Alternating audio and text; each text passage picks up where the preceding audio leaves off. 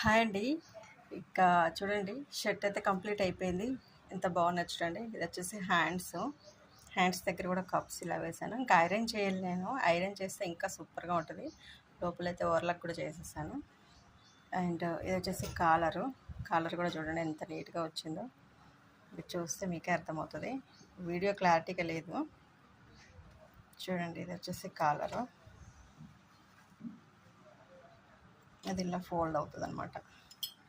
And packet కుట్టాను. మొత్తం ఓవరాల్గా అంతా అయిపోయింది. షర్ట్ కంప్లీట్ అయిపోయింది. ఇది కింద ఐరన్ చేస్తే ఇంకా నీట్గా కనబడుతుంది మీకు. ఇప్పుడే అయిపోయింది కుట్టడము, చూపిస్తున్నాను.